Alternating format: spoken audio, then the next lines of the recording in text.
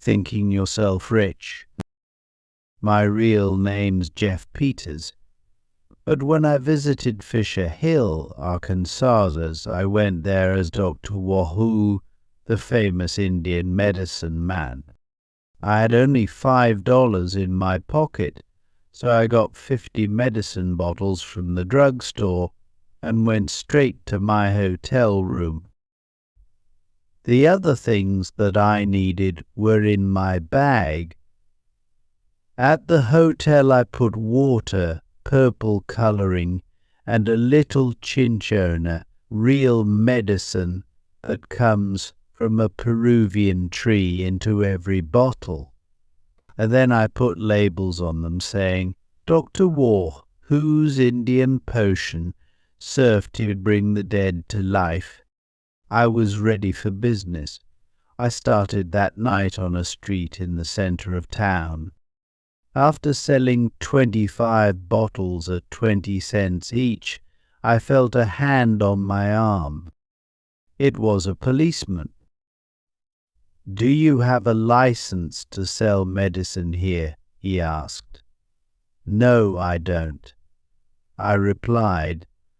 "Well, you'll have to stop then." I stopped, went back to my hotel at once, and spoke to the landlord. "You'll never get a license," he said. "Dr. Hoskins is the only doctor here, and his wife's the mayor's sister. A fake doctor has no chance." "I'm not a doctor. I'm a traveling salesman, and I'll get a license tomorrow." I went to the mayor's office early the next day, but he wasn't there. So I went back to my hotel, sat in a chair, had a smoke, and waited. Soon a young man in a blue suit sat down next to me and asked me the time. "It's 10 o'clock, I said, "and you're Andy Tucker. I remember you." Andy was a good street salesman, and I needed a partner. So we agreed to go outside. He was just off the train and had plans to ask people in Fisher Hill for money to build a new bathhouse at Eureka Springs. I told him how things were in Fisher Hill, and we sat and talked. Next morning at 11 o'clock, an old black man came looking for me at the hotel, where I sat alone. "You must come, sir," he said. "The mayor's terribly ill. He needs your help." "Get Dr. Hoskins," I replied. "But he can't come, sir. He's in the country. But the mayor's nearly dying. He needs help right now." "Okay," I said. "I can't leave a man in need. I'll come." When I arrived, I found the mayor in bed, looking bad. A young man stood near him holding a cup of water. "Doctor, can you help me?" "It's terrible," said the mayor. "Well, I'm not here as a doctor," I said, "but as a friend." "Thank you, Dr. Wahoo," he replied. "This young man is my nephew, Mr. Biddle. He's tried to help, but it's no good." "Ooh, it hurts." I nodded at Biddle and sat on the bed. I looked at the mayor's eyes, tongue and ears, and listened to his heart and chest. "So what's the matter with me?" he asked. "Mr. Mayor," I said, "I'm sorry to say that you have a dangerous pneumonia of the circular dandelion in the upper right vegetable of your heart. Can you give me something for it?" "Medicine won't touch it, I'm afraid," I said. "Your only hope is hypnosis." "Hypno what?" said the mayor. "It means me helping you to think yourself well again," I explained helpfully. "Can you do that?" asked the mayor.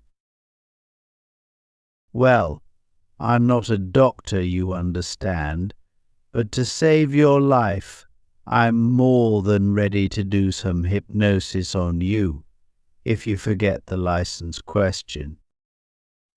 "Of course," he said. "And please can you start now? It's hurting a lot." "Hypnosis costs $250 for 2 visits, I said. "That's not much to pay for my life," said the mayor. So I began. Looking him in the eye, I said, "Look into my eyes. You're sleepy. Your upper right vegetable isn't hurting now. The circular dandyne's going. You have no upper right vegetable, no heart, no body. Your eyes are closing." I left him sleeping and went back to the hotel. The next day I went back to his house early. "How is he?" I asked Mr. Biddle at the bedroom door. "A lot better," said the young man. I did some more hypnosis on the mayor, and he said that nothing hurt him after that. "Stay in bed, rest for 2 days, and you'll be fine. You were very lucky that I was in town yesterday," I said. "And now for my money." "Here it is," said the mayor, taking the bills from the table by his bed and giving them to me. "And put your name on this," he went on, giving me a paper that said, "For 2 visits by Dr. Wahoo to the mayor of Fisher Hill, $250. I wrote Dr. Wahoo at the bottom of the paper and gave it back to him. "Now do your work, officer," said the mayor, with a big smile on his face. Suddenly he didn't look ill at all. Mr. Biddle put his hand on my arm. "I arrest you, Dr. Wahoo or Jeff Peters, to give you your usual name, for selling fake medicine without a license," he said. "Who are you?" I cried. "He's a detective," said the mayor, "working for the Arkansas Medical Society.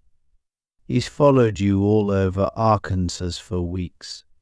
He came to me yesterday and told me all about you, and we made a plan to catch you. You won't sell your fake medicine around here any more." "A detective," I said. "That's right. And now we're going to see the sheriff," said the young man. "Oh, no, we're not," I cried, taking his neck in my hands and nearly pushing him through the window. Then he pulled out a gun and put it to my head. I stood still. After that he put handcuffs on me and took the money out of my pocket. "I'll need to take this to the sheriff, sir. I'll be sure to tell him that these were your bills with my marks on them. You'll get it all back once the criminal is in jail." "That's fine by me, Mr. Biddle," said the mayor. So then he turned to me laughing. "Well, Dr. Wahoo, show us your famous hypnosis now. Make those handcuffs go away by thinking yourself free again." "Come on, officer," I said. "I'll go quietly."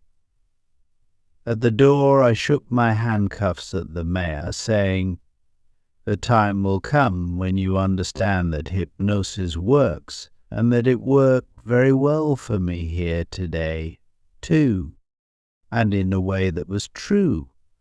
When we arrived out on the street, I said to Mr. Biddle, somebody could see us. 'Take the handcuffs off now, Andy,' and he did. Biddle was really my old friend, Andy Tucker, you see, and it was all his idea. And that's how we started in business together.